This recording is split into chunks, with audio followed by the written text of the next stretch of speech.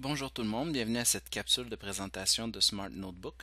Aujourd'hui, nous allons explorer un peu l'interface et voir comment on peut en tirer profit ou la configurer pour réaliser une page de classe. Donc, nous voici dans Smart Notebook. Lorsque nous sommes en préparation et non en pilotage, donc lorsque nous voulons construire notre présentation Notebook, dans le fond, ce qui est important de regarder d'abord, c'est un peu l'affichage. Pour que celui-ci soit cohérent, je vous invite à regarder ici, afficher les écrans sur l'icône dans la barre. On clique et là on a la possibilité par défaut, souvent il est à largeur de page. Si nous préférons travailler avec une page complète, on n'a qu'à cliquer ici, vous allez voir, le format va être changé. L'important dans le fond, c'est que si on utilise ou l'autre qu'en préparation ou en pilotage, on soit cohérent dans le fond dans notre choix. Parce que la disposition des objets, si on travaille dans le fond avec une pleine page comme ça, si on place des objets au bas, on verra qu'en largeur de page, ceux-ci n'apparaîtront pas. Donc, c'est une des premières considérations, donc être cohérent et régler notre affichage ici avec le bouton afficher les écrans. Nous allons également voir un peu l'interface ici, la barre située à gauche. Il y a plusieurs petits onglets ici, 5.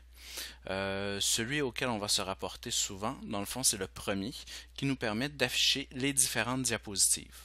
Souvent, lorsque nous utilisons le TNI de manière d'une présentation, en pilotage, en classe, on va souvent utiliser une page blanche. On va voir qu'en préparation, ce qui est intéressant, ou en préparation d'un notebook de classe, c'est vraiment d'avoir plusieurs diapositives. Comme ça nous donne un peu une structure et on a les éléments également d'une routine qui peuvent s'intégrer ici à notre présentation de notebook. Ça se trouve être le premier onglet, là où on voit l'ensemble des diapositives de notre, dans le fond, des pages de notre notebook. Le deuxième onglet, ça se trouve être la banque de contenu avec plus de 5235 images. Donc, vous allez voir dans une autre capsule comment on peut travailler avec cette banque d'images et comment on peut les insérer. Le troisième onglet nous permet, lui, d'insérer des fichiers, donc des fichiers qui seraient joints à notre présentation, peut-être des fichiers que nous utilisons fréquemment, peut-être dans notre page de classe, si on a des fichiers Word, si on a des fichiers PDF que nous utilisons fréquemment, peut-être les joindre ici pour pouvoir y accéder plus rapidement. Également, ce sera l'objet d'une présentation, d'une capsule ultérieure. Le quatrième onglet qui, lui, est dans le fond les propriétés de nos objets, de nos différents objets. Également, celui-ci sera investigué ultérieurement. Et le cinquième, et non le moindre, ça se trouve être des modules complémentaires qui nous permettent d'intégrer des éléments à notre présentation pour bénéficier de davantage d'interactivité. Donc, voici ce qui fait le tour pour les onglets. Également, lorsque je suis en préparation, donc lorsque je travaille sur mon poste en vue de préparer du matériel de classe, je préfère décocher. Si vous regardez au bas, je vous invite à aller ici. Si vous regardez au bas, je préfère décocher masquer automatiquement. Donc, en cliquant, en décochant masquer automatiquement, ce qui est intéressant ici, c'est que la barre ne va pas se cacher lorsque je vais travailler à l'intérieur de ma diapositive.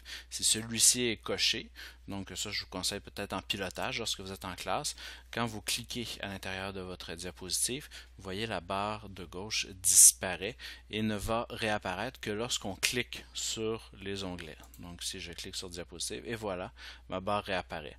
Étant donné qu'en préparation on a beaucoup de manipulations à faire, moi je vous conseille fortement de décocher pour pouvoir toujours avoir accès à nos outils.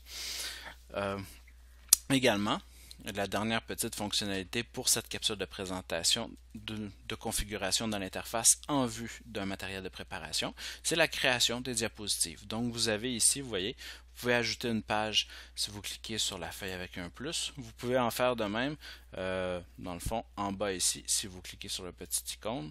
Et voilà, donc on peut créer comme ça des pages indéfiniment. Donc la première est souvent une page titre, ici, de présentation. La deuxième, ce qui est intéressant, lorsqu'on fait une page de classe, c'est vraiment d'en faire peut-être un camp de base, une table des matières où on peut avoir plusieurs liens qui vont nous aider à naviguer à l'intérieur de notre présentation. Donc, voici ce qui termine la capsule. Une belle journée à vous.